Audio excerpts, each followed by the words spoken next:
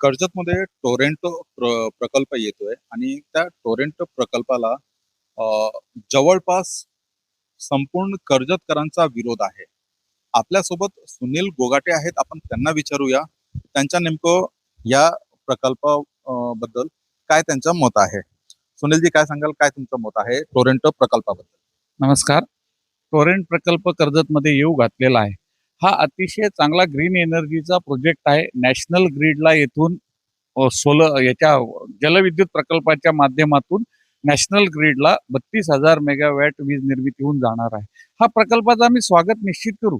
कर्जतकर कधी विकासाच्या विरुद्ध नाही, परंतु विकास होत असताना कर्जतकरांच्या ज्या समस्या ज्या प्रकल्पामुळे होणार आहेत किंवा एन्व्हायरमेंटलचा जो पर्यावरणाचा जो नाश होणार आहे त्या गोष्टींची काळजी घेऊन हा प्रकल्प झाला तर आम्हाला त्याला फार विरोध होईल असं मला वाटत नाही.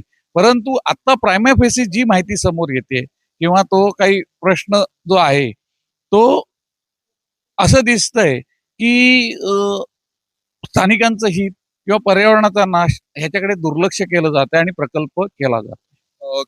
एक माहिती अशी सांगा की आपल्या कर्जत तालुक्यामध्ये साधारण किती धरण आहे आणि आणखीन किती धरण होऊ घातलेले?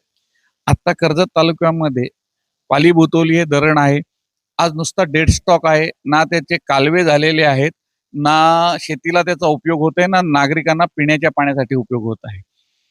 आणि आता कर्जत तालुक्यामध्ये 5 धरणं येऊ घातलेली आहेत. पहिले कोंढाणा जे सिडको करता केलं जात आहे. दुसरं आता हे जे आपण टोरॅन्टसाठी जे म्हणतोय टोरॅन्ट पॉवर प्रोजेक्टसाठी त्याचे 2 साई डोंगरच्या परिसरामध्ये 2 डॅम्स होणार आहेत. एक ढाक बहिरीला आणि एक आंबोटे पोटलपाली या खलाटीमध्ये होणार आहे. त्याच्या पुढे लगेच टाटाचा पंप रिव्हर्शन प्रोजेक्ट आहे आणि नंतर त्याच पुढे वेस्टर्न रिजनला पुढे गेल्यानंतर शिलार आणि पोशीर ही 2 धरणं होणार आहेत. परंतु ह्या धरणांच्या माध्यमातून जो काही विकास साधण्याचा जो तिसरी मुंबई जी होते त्याच्याकरता हे प्रकल्प केले जात आहेत. परंतु कर्जतकरांना ह्याच्यातलं थेंबर सुद्धा पाणी मिळणार नाहीये. पंप रिव्हर्शननी पाणी पुन्हा जाणार. जो पेज नदीला आता जे कर्जत नगरपालिकेची पाणी योजना आहे ती सुद्धा पेज नदीवरती आहे. पाहायला गेले तर कर्जतकरांना एक थेंब पाणी भेटणार नाहीये. दुसरा पर्यावरणाचाही नुकसान होणार आहे. मग प्रकल्पाला विरोध का का नाही? प्रकल्पाला आम्ही विरोधच करतोय. पर्यावरणाचा बॅलन्स करून हे प्रकल्प केले पाहिजेत. आज कोंढाणेपासून शिलारपर्यंत पोशीरपर्यंत या 5 धरणांमध्ये हजारो हेक्टरवरचं वन्यजीवन झाडं हे सगळं नष्ट होणार आहे. म्हणजे पर्यावरण ज्या वेस्टर्न घाट ज्याला आपण म्हणतो युनेस्कोने आयडेंटिफाय केलेला आहे पश्चिम घाट, ह्या युनेस्कोने आयडेंटिफाय केल्यानंतर इथे गाडगीळ कमिशन बसलं, कस्तुरीरंगन कमिशन बसलं. गाडगीळ कमिशननी तर काही सुद्धा नैसर्गिक गोष्टींच्या व्यतिरिक्त कुठली अनैसर्गिक गोष्ट करू नये एवढी रिस्ट्रिक्शन घातली होती. परंतु विकास साधत असताना काहीकडे दुर्लक्ष करायला लागतं. त्यानंतर पर्यावरण तज्ज्ञ कस्तुरीरंगन यांनी अहवाल दिला आणि त्यात काही प्रकल्पांकरता किंवा ई सेल्स करता थोडी मान्यता देण्याचं त्यामध्ये ऍक्सेप्ट करण्यात आलं आणि त्याच गोष्टीचा आधार घेऊन हे प्रकल्प कर्जतकरांवर लादले जात आहेत. हे प्रकल्प आता हे बघा, मी गॅझेट आहे माझ्या हातामध्ये. या प्रकल्पाकरता 7 राज्यांमध्ये वेस्टर्न रिजन आहे. गोव्यापासून आपलं गुजरात पासून सुरुवात होऊन गुजरात, महाराष्ट्र, गोवा, आंध्र प्रदेश, कर्नाटक, तामिळनाडू, केरळा, कर्नाटका या सगळ्या राज्यात ही वेस्टर्न रिजन आहे. हजारो किलोमीटरची पर्वत रांग आहे. इथे सर्व वन्यजीवन आहेत, बिबळे आहेत, भेकर आहेत, मोर आहेत किंवा अत्यंत औषधी वनौषधी जी खैर असेल, बाबूळ असेल, तुमचं बिब्बा असेल, जे आपल्या आरोग्यासाठी जी औषधी वनस्पती आहेत ही वनस्पती आहेत.